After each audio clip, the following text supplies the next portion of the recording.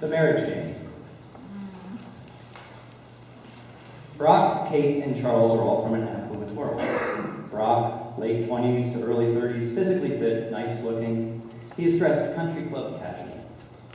Valerie, early to mid 20s, cute, dressed for her age and yoga interests. Kate, mid 30s, dressed casually but carefully groomed. Charles, mid 30s to 40s, dressed in business attire. Set. The minimal set requirement is a sofa or love seat and a chair angled appropriately for audience viewing. Any living room pieces beyond that are left to either the imagination or to the director and the availability of a good prop. Time, the present. Brock enters, followed by Valerie, who is clearly awed by what she sees. Hi, honey, I'm home. Kate, offstage. Brock? Is that you? Yeah, it's me. Okay. Just a minute, I'm in the kitchen. Wow, this place is totally awesome. Kate, offstage. Are you talking to me? I'll be right out. Oh, she heard me. You know, I'm getting really nervous about this. Maybe we should wait. No, we cannot wait. I've been building up my nerve all day. I'm ready now. I'm not.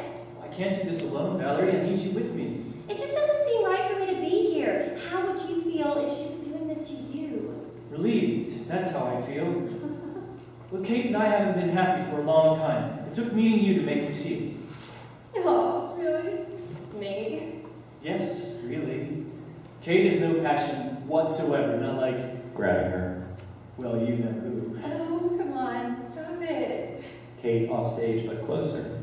You left the office kind of early, didn't you?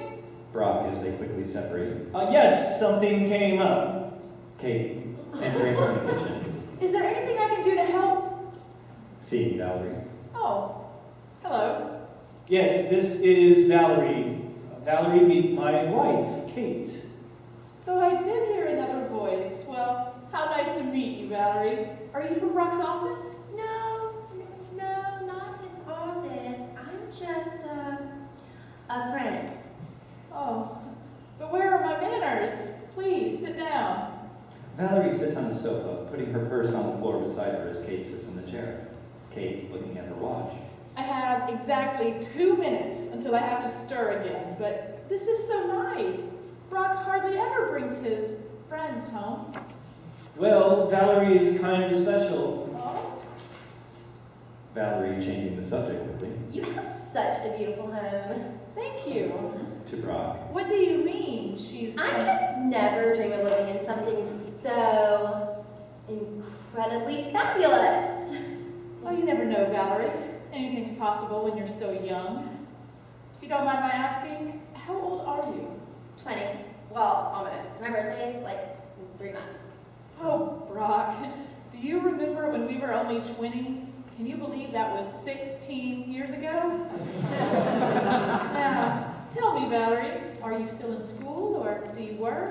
I'm a yoga instructor, but only part-time. So then, how did you two meet? Oh, wait, I think I know. It's those yoga classes you've been taking, right, Brock? Well, Valerie, I don't know what you've been teaching him, but since he started those classes, he's a different person. But it's not just the yoga, Kate. There's more to it than that. We have something to tell you. Kate, looking at her watch again. Hold that thought. I'll be right back. It's time to stir. Exiting to the kitchen. How old are you, anyway? What does that have to do with anything? Because I'm 21, almost. Plus 16 years? She did say 16 years, didn't she? So, wait. 20 and 10 are 30. Plus another 6. Oh my God, you're 36? Brock, sitting, nuzzling her. Hey now, haven't you been saying that I'm the most experienced man you've ever known? And you love it, right? Valerie, purring, putting her arms around him. Oh yeah, I do. I really do.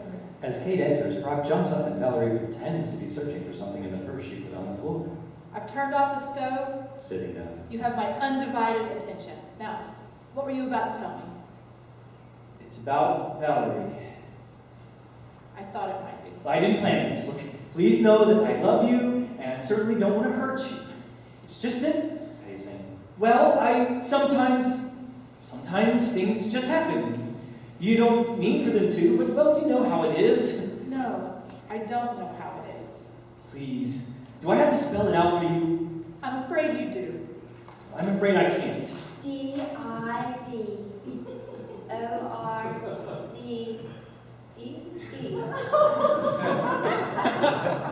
Thank you, Valerie.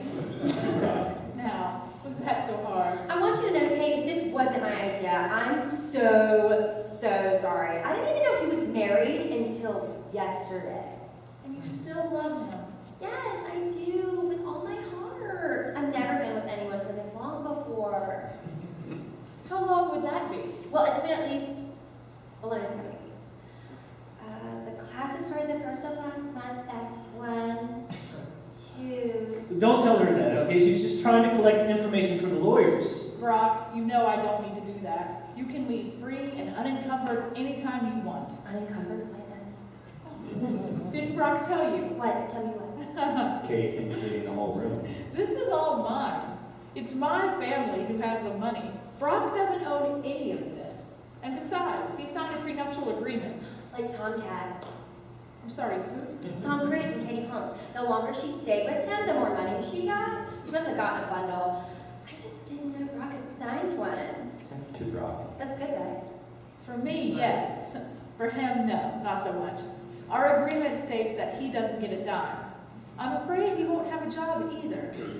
Daddy will have to let you go, Brock. He only hired you because you married me. You won't even have a job? Looking at Kate, who sadly shakes her head no, then to Brock. You never told me any of this, your age or anything. My mother said you were too good to be true. As she begins to exit. This is so over. I'm out of here. Please don't do this. Kate's just trying to scare you off. At least she's being honest. Stopping and turning. I hope you're not mad at me, Kate. I really like you. If it wasn't for Brock, I bet we could have been friends. I feel the same way, Valerie. Valerie exit, and Brock slumping down on the sofa. Why do they always have to be so emotional? What did you expect? We were just having fun, and then she had to go and get serious on me. How many times have I heard you say those words? And besides, you promised you wouldn't pull this on me again. Charles enters from the kitchen carrying a briefcase. Well, hello everyone. Hello, Charles. What's wrong? I don't want to talk about it. Ah, let me guess. To Kate. Your little brother here brought his latest girlfriend home to meet the wife again, right? How did you know? I saw a young woman running from the house as I was pulling up into the garage. She was running? Oh, I thought she cared more about me than that. Oh, get off it, Brock. You'd have been the first one out that door if she'd stayed. I thought you both told me you were going to quit playing this little marriage game. Oh, don't look at me. He just walked in with her out of the blue with a meet my wife routine. What was I supposed to do? Nobody ends a relationship the way you do, Brock. You have a really serious commitment problem. I think you could use a little therapy with Charles here. Oh, no. Don't drag me into this, all right? You know my policy. I don't treat family members, especially in-laws. But tell me, what would have happened if I come home in the middle of your little game here, I would have said you were Charles, the butler. You're incorrigible. Leaning over to kiss Kate. Excuse me, you two. I'll be right back. I need to put my briefcase away. Exiting towards the kitchen. He doesn't understand us. What do you mean, us? Don't even try to put this on me. We all have your number, Brock.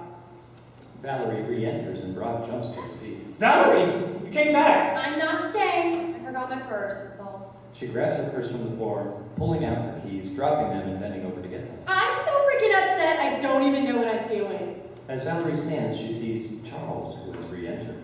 Dr. Hartley? What are you doing here? Valerie? Kate and Brock to Charles.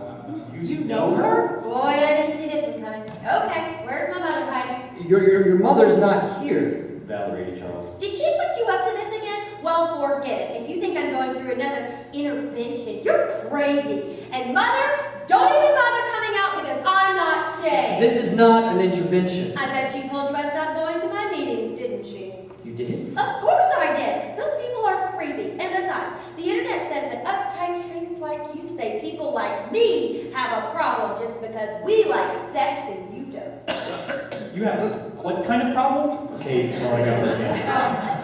Now he's interested again. I can't believe you're in on this too, Brock. I sure didn't hear you calling for an intervention last night in the movie theater. Valerie, listen to me, all right? This is not an intervention. This is my home. No, it isn't. It's Brock and Kate that live here. Why is everyone lying to me? I never want to see any of you again. And Dr. Hartley, you can tell your office not to bill me because I'm not paying a dime for this. She walks towards Brock, pointing at him. As for you, Brock, I'm going to go and find a man, an honest man without a wife, someone who can appreciate a girl with a whole lot of passion.